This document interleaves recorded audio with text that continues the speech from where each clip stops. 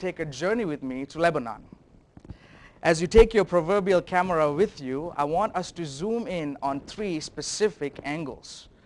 We're going to look at, number 1, the woman's situation. Number 2, the disciples' frustration. And number 3, Jesus' revelation. The woman's situation, the disciples' frustration, and Jesus' revelation. So what do we know of this woman's situation? If you look at verse 22, the text says that she kept crying out to him with inarticulate shouts of deep emotion these following words. "Have mercy on me, O Lord, Son of David." The first thing I want you to notice is that when this woman, an outsider, saw Jesus, she recognized the need for a savior and not a solution. The first phrase, "have mercy on me," for this pagan woman underscores a relationship with a savior and not a transaction with a spirit. Her statement is even more radical considering that a temple dedicated to Eshmun, the pagan god of healing, was located just 3 miles southwest of Sidon. It seems at this point that all her gods had failed her. Her church had failed her. Her faith had failed her. And now she comes to Jesus, her only hope for her daughter as well as for herself. Her second phrase is even more pregnant with meaning. "O Lord." You see, not only did she recognize her need for a savior, but she also recognized her need for a Lord. Watch this, my friends. A lot of people want a savior, but a few want a Lord. A lot of people want a cosmic psychologist, but a few want a Lord. A lot of people want a divine vending machine, but a few want a Lord. A lot of people want a God who can save them from their stress, who can save them from their mess, who can save them from their tests, but a few want a Lord. But not our friend in this story, because this pagan woman who is familiar with manipulating many gods and spirits to come to her aid now realizes her need for one Savior and one Lord. Not only did she call him Lord, she also calls him Son of David. Son of David was the Messiah's special, exclusive, covenantal name that was only used by the chosen people, the insiders. By calling this name, she was boldly claiming her place with the insiders, even at the pain of shame and rejection. Now, we also get to know something about this woman from her interaction with Jesus. Notice in verse 26, where Jesus says, "It is not good to take the children's bread and throw it to the little dogs." And then she replies back in verse 27, "True, Lord, yet even the little dogs eat the crumbs which fall from their master's table." Now we'll look at this response by Jesus at a greater length, but I want us to catch this at this point. Crumbs are what's left over from the main course. There are many words for leftover, Ashton. Instead of crumbs, she could have said residue. Instead of crumbs, she could have said scraps. Instead of crumbs, my friends, she could have also said the remnant. You see, this woman, by employing great irony and exemplifying great humility, admits to Jesus that she is a dog, an outsider, and yet is privileged to take part of the remnant. There is no sense of entitlement in her voice. In contrast, the disciples, the insiders, driven by nationalistic pride and spiritual bigotry through association with someone who claimed to be present truth, sought to divorce themselves from the outsider lest they defile themselves. Remnant simply means leftovers, but too often we tend to think of ourselves as the main course.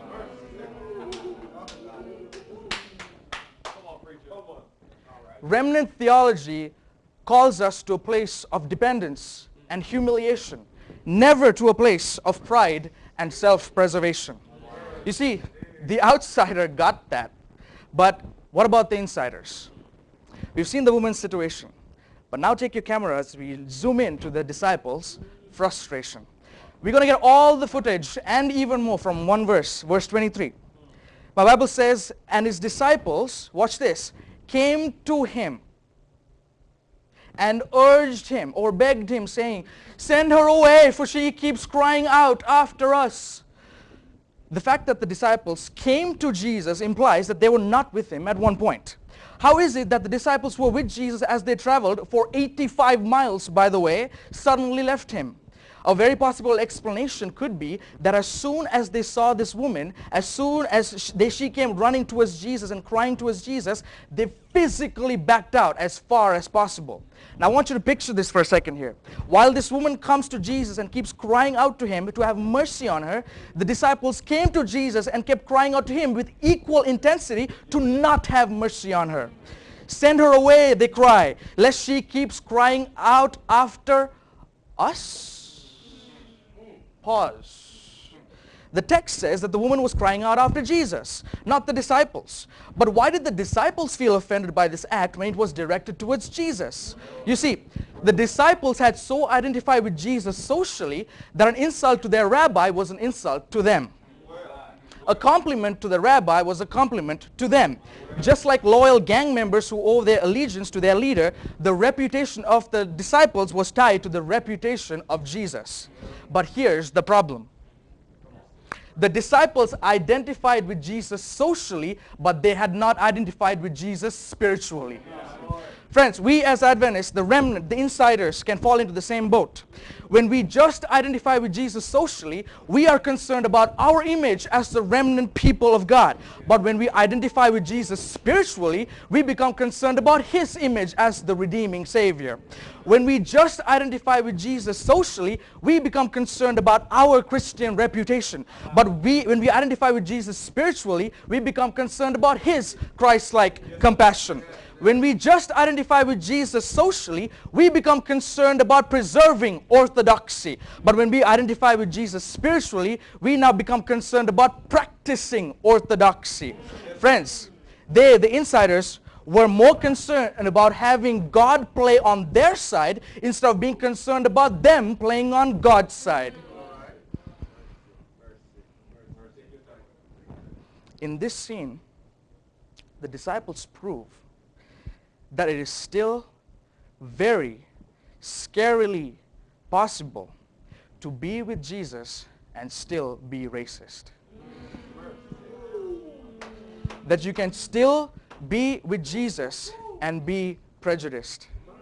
That you can still be with Jesus and be against the outsider. Based on the story, Ellen White writes the following. The people who had been given every opportunity to understand the truth were without a knowledge of the needs of those around them. No effort was made to help souls in darkness. The partition wall that Jewish pride had erected shut even the disciples from sympathy from the heathen world. The frustrations of the disciples point to the end to which we, the professed people of God, can go if we are not careful. I like how one of my professors from undergrad put it. The more we feel like we are chosen, the more we are prejudiced against those who are not. Let me say that again. The more we feel like we are chosen, the more we are prejudiced against those who are not. We have focused the camera on the woman's situation. We've moved it to the disciples' frustration, where we saw a bit of ourselves. But now take your camera, plant it on the ground, put that thing on a tripod, and we're going to focus on Jesus for the rest of the journey. What was Jesus' revelation? Jesus walked 85 miles to Lebanon, 85 miles from Capernaum to Lebanon with his disciples for two reasons. Number one, to coach his disciples, and number two, to commend the woman. To coach his disciples and to commend the woman. In verse 26, Jesus calls the woman a what? A dog, which was a very insulting, derogatory term used by the Jews to describe anyone who was not Jewish. In today's context, that would be very similar to calling a person of color you get the point. Why would Jesus use such racially charged language to describe this woman? You see, any self-respecting rabbi would have reacted like Jesus did. They wouldn't have gone out of their way to interact with these outsiders, and if they did, they would have insulted the woman with such language. You see, this was the elitist mindset of the typical Jew, the insider. Jesus therefore called this woman a dog for one reason and one reason alone. To verbalize, listen to me, to verbalize the distorted, prejudiced theology of his disciples. Jesus, more than anybody else, knew that, watch this, evil cannot be redeemed until it is exposed. Evil cannot be redeemed until it is exposed. Hence, he publicly exposes the private thoughts of his pals in order to purify them. Jesus wanted to let the disciples know, let me preach this. Jesus wanted to let the disciples know that God was not Jewish, that God is God. And my friends, here this morning, I want to let you guys know this, that God is not Adventist. God is God. God is not bound by denominational boundaries. God is God. In doing all of this, Jesus' revelation to the disciples is simply this, that God uses outsiders to minister to insiders. God uses outsiders to minister to insiders, and that's the same thing God is telling us today, brothers and sisters, that when we think that ministry is for those people, it's those people who often minister to us. And that's how he coached the disciples. Now, how did he commend the woman? Through the brief parable of bread. Watch this. I'm going to keep moving here. Jesus gained access to the inner recesses of the woman. You see, Jesus was very intentional about the details that he used for parables. You see, a few centuries ago, a prophet by the name of Elijah was sent to a pagan widow in a small town called Zarephath. He was to ask her for what? Bread. This woman, at the pain of death and hunger, gave her last piece of bread to this man, and in return for her faith, she was able to experience the providence of God in the resurrection of her child. Kevin, what does this story have to do with anything? Friends, Zarephath is a small town, guess where? Tyre and Sidon. As I was there a few years ago and reflected on this story, I couldn't help but realize, could it be that this woman was a spiritual descendant of this widow at Zarephath? If so, the story of the Yahweh God preserving his people was preserved over time using a mnemonic device of a piece of bread. Every time they heard about a piece of bread or tasted a piece of bread or heard about the piece of bread, this colony of believers would have remembered the providence of the Yahweh God. Now Jesus wanted to know that even though she is an outsider, because of her faithfulness and the faithfulness of her spiritual ancestors, she now has an all-access pass to the bread of life. And that through him, she is now an insider. Jesus' revelation to the disciples was that God can use outsiders to minister to insiders. And Jesus' revelation to the widow was this, that God values outsiders just as much as insiders. What comes to your mind when you think outsider? Who comes to your mind when you think outsider? God values them just as much as anybody else. Let me end with the story. The year was 1967. The story is told of a 15-year-old boy who was begging in a busy corner of 5th Street in Colombo, Sri Lanka. He had a difficult past. He ran away from his village at the early age of 12 because of abuse and neglect. For the last 3 years, he has been scaling the streets to trying to find some work, some food to sustain him throughout the day. On one particular day, as the boy sat in his usual spot to plead for work, an American gentleman by the name of Ron Walcott crossed his path. Ron was a doctoral student who had come to Sri Lanka to do his dissertation on ethnic music. When he saw the boy that day, he was moved to compassion. Even though he was a foreigner, Ron knew that he was an insider because he was an American. He also knew that this boy was considered an outsider according to the society's cultural norms. In an act that defied these norms, Ron went towards the boy, held out his hand, and motioned him to follow him. You see, for the next 4 years, this boy became Ron's translator, confidant, and friend. Ron took care of this boy and became his mentor and father. The time had come for Ron to leave Sri Lanka to complete his dissertation, but there was a dilemma. Ron realized that when he left, this boy would be back in the streets, probably begging. So he took the boy, enrolled him at the nearest school, paid his entire way through school, and left the country that year. Fast forward a few decades. The boy completed high school. met his future wife, got married, received nursing diplomas, and both of them are now employed as nurses in one of the prestigious hospitals in the world. They eventually had 2 children, a boy and a girl. The girl's name was Kylie Wilson, and the boy's name was Kevin Wilson.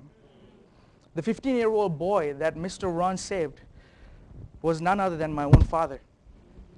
If Mr. Walcott was prejudiced against my dad because of his lower social status, his lower rank, his different religiosity, I would not have been born. My dad became an Adventist because of a man who was not. God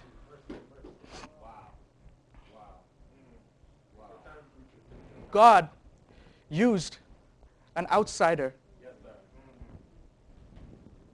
But let me tell you about another outsider.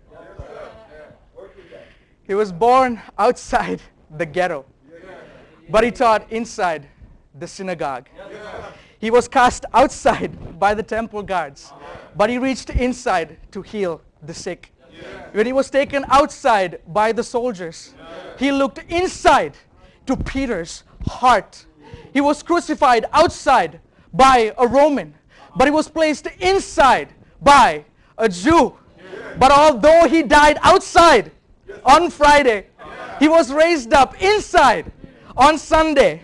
They couldn't keep him locked outside the tomb, and his disciples instead found him inside the room. Jesus took them outside the city gates to tell them, to promise them that one day they too can enter inside the heavenly gates. My friends, I'm here to tell you today that Jesus was an insider, but for our sakes became an outsider, so that we who were once outsiders, that through him have become insiders. God can use outsiders to minister to insiders, because God values outsiders just as much as insiders.